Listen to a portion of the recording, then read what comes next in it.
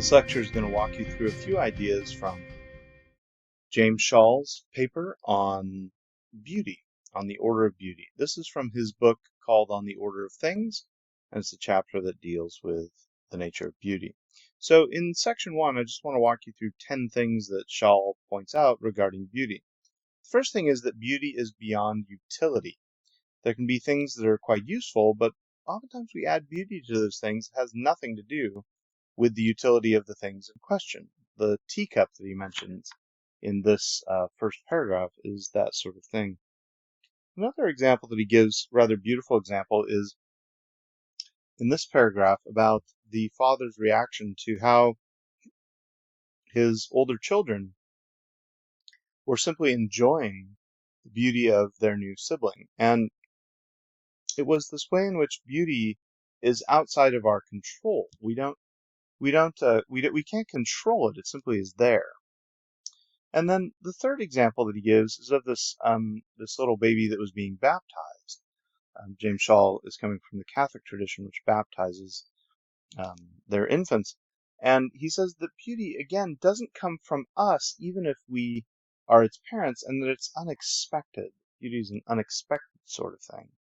It radiates, is the fourth thing. It's a splendor of radiation that just simply can be overwhelming. It's also related to truth. It's related to the truth of things, and it is sensible. That is, it comes to us through our senses, and we're struck by it. Further, an eighth thing that he gives here is it unsettles our very world that we thought was complete. This example of the musician, or the man who heard Bach playing, it simply undid his world that he thought was so secure.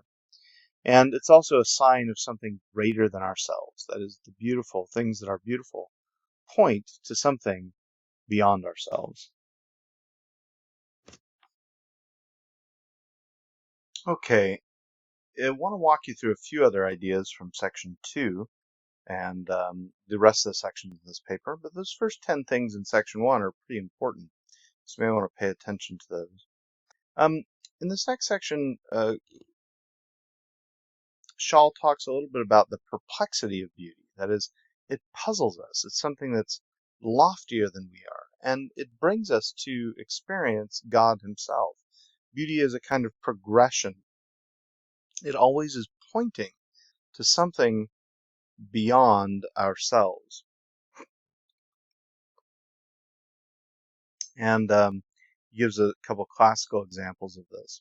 But also, even in looking at beauty within ourselves, we find that we ourselves are not beings of our own making. That is, we as works of art are not the cause of ourselves. He refers to a writer named Joseph Pieper, and Pieper says that Pieper intends to show that beauty has the everyday capacity of breaking in to our seemingly closed world from the most unexpected sources. And he goes on to talk about how every being is beautiful. That is, all things that exist have beauty within them. In the next couple sections, he's going to talk a little bit about some, in this next couple paragraphs, he's going to talk about some examples of this. Even in terms of beauty in old age, we see that things that are even apparently outwardly ugly may be quite beautiful in terms of what they can be. So he talks about the story of an 80-year-old father who's taking care of an invalid and ailing mother. The daughter was with her father one day in the nursing home. He took her mother's hand in his face, looked at her for a long time, and exclaimed, "Isn't she beautiful?" And it's one of these kinds of experiences that we think deeply about beauty. In section 3, he talks a little bit about Augustine and his confessions, and beauty as a personal thing that can really transform us. And that beauty, again, always hints at something beyond ourselves. That finite beauty doesn't explain itself. It points to something else and kind of can cause within us a restlessness and a desire for that which is not of our own making. That is really for God. In section 4, He talks a little bit about the relationship between being and goodness, and how the good in beauty that comes from what exists, again, it leads us to God. Over on page 217, he says, beauty teaches us that limited beauty of each thing once perceived leaves us with a wonder about how it got that way. So when we experience beauty in even ordinary things or ordinary works of art, we wonder, how did that happen? And this leads us to God himself. Um, he quotes here from Aquinas that God is supersubstantial beauty. That is, God is beyond beauty. He is beautiful, but also beyond beauty. Um, Also, he talks a little bit about how things that have beauty within them wish to multiply themselves by communicating something that is similar to it. God does this in his creation of things. We do it in our creative acts, including the act of bringing into the existence new human beings. This is a way of understanding the, as Schall puts it, the wish to multiply beauty and communicate something similar that is had by a beautiful thing. He goes on and talks about how beauty and goodness are the same. We've talked a little bit about this in our class, that all things that are good are also beautiful. But beauty adds to the good in order to the cognitive power, right? So we have beauty with respect to our senses, not just our intellects. In section 6, he talks a little bit about the confrontation of beauty. And this is, I think, a really key discussion here on 219. This little line here that says, beauty is not an inner creation of our minds, subsequently projected onto reality. Were this the case, we would never confront anything but ourselves. Our whole being responds to what is there that strikes us. Right? So beauty is not in the eye of the beholder. Beauty is in things. And that's what makes us wonder at it and long for it and desire it. It's not something that is within ourselves.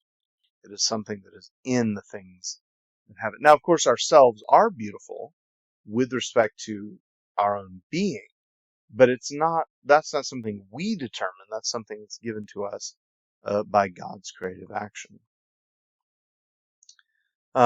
Beauty is an object of intelligence on 220. Talks a little bit about this. And it is as an object of intelligence, it allows us to connect beauty and truth and goodness. Beauty is a being considered in and of itself. On page 221, he repeats something from Jacques Maritain here, talking about how everything is beautiful, just as everything is good, at least in a certain relation. And as being, it is everywhere present, everywhere varied. The beautiful is likewise diffused everywhere, and is everywhere varied. So everything that exists is beautiful, and is something that we can come to know. Let's see, a couple other things here. There's a little discussion on page 222 towards the bottom about goodness and beauty and God, and how God being beautiful is the person in whom we delight, given his very nature. This little section 7 here, I think is interesting. It starts with a quotation from G.K. Chesterton about a thing is worth doing if it's worth doing badly. And I think this is kind of interesting because works of art or works of human effort are things that are worth doing and do express beauty, but they can only be done perhaps badly at the beginning. But that's all right. That's the only way that something becomes more beautiful is if we do it maybe badly at the beginning and learn by this work of art how to create things that are even more beautiful. And he wraps up the discussion with the idea that all of creation is a great dance and will once again be renewed as we are brought to a full knowledge of God. There's a little discussion here on 226, again a quotation from Josef Pieper. He talks about the beatific vision or the blessed vision, which is a life above all others which man should live in the contemplation of divine beauty. And that is what makes us immortal. That is enjoying God and loving Him and being enthralled with His beauty forever. That is, we are born for seeing, and the order of all things is directed towards beauty. We were born for seeing in all its meanings this divine beauty. We respond to it with all our being, the great dance before the divine ground of the universe. So beauty is an intrinsic part of the nature of reality. It's not caused by us. It can be in us, but not from ourselves. It comes from a divine source, and that is also our divine purpose and goal and end, is to enjoy God and love Him forever. Stay psyched, Grom. You.